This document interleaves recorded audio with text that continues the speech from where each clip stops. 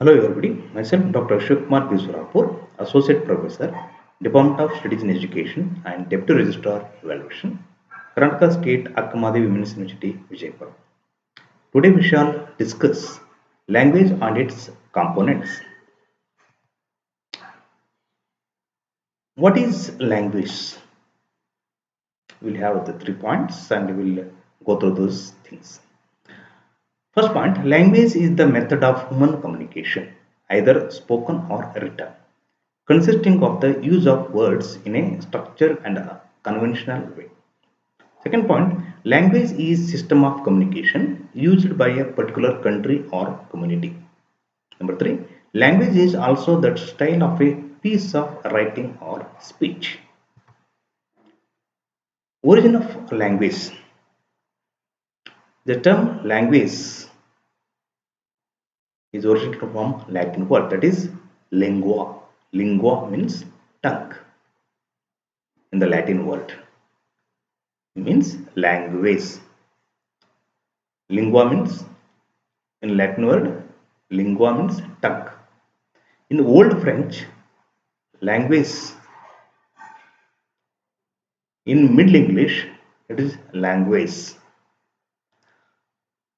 So, hence, a language is a system of communication which consists of a set of sounds and written symbols which are used by the people of particular country or region for talking or writing.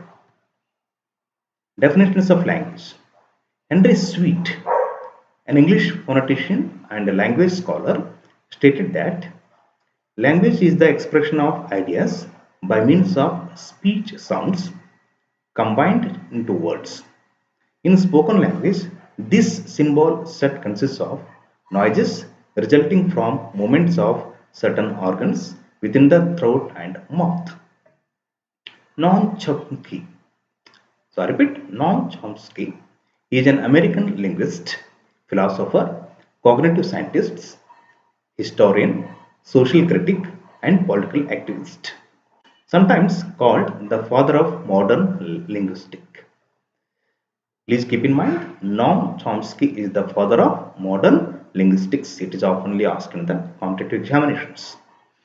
According to him, knowing a language means being able to produce an infinite number of sentences never spoken before and to understand sentences never heard before. Chomsky refers to this ability as the creative aspect of language. Now coming to the components of language. Phonetics. First one, phonetics. It is a study and classification of speech sounds.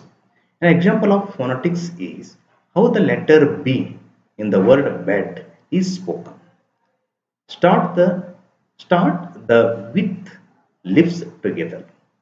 Then air from the lung is forced over vocal cords which begin to vibrate and make noise.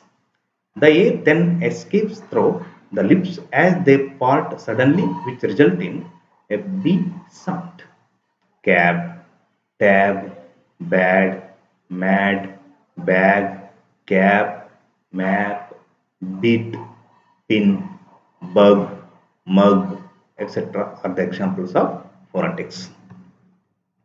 Second point, phonology. It is a system of contrastive relationships among speech sounds that constitute the fundamental components of a language. An example of phonology is the study of different sounds and the way they come together to form speech words, such as the comparison of the sounds of the two P sounds in pop up. Third one, morphology. Morphology is the study of words. Morphemes are the minimal units of words that have a meaning and cannot be subdivided further. There are two main types, that is free and bound. Free morphemes can occur alone and bound morphemes must occur with another morpheme. An example of a free morpheme is bad. An example of the bound morpheme is lie. It is bound because although it has meaning, it cannot stand alone. It must be attached to another morpheme to produce a word. Free. So let us see. Free morpheme bad. Bound morpheme ly lie. So word is badly. Example for single morpheme unhappy. Example for bound morpheme unhappiness. Fourth one, syntax. It is the arrangements of words and phrases to create well-framed sentences in language. Let's look at an example of how sentences can be rearranged to create varied syntax. Example of syntax in a sentence. The first sentence is the boy jumped happily. Second example, the boy happily jumped. Third point, happily the boy jumped. So here arrangement of words and phrases to create well-framed sentence in the language. The boy jumped happily. The boy happily jumped. So both are somewhat synonymous meaning. Whereas happily the boy jumped. So here what happens? It is vague. The third sentence is vague. Happily the boy jumped. Fifth one, semantics. It is the study of meaning. Meaning in this case refers to the relation between signifiers and what they stands for. Here signifiers are words, signs and symbols. For example, a toy block could be called a block, a cube or a toy. A child could be called a kid, boy, girl, son or daughter. So it stands for meaning. Meaning in this case refers to the relation between signifiers and what they stands for.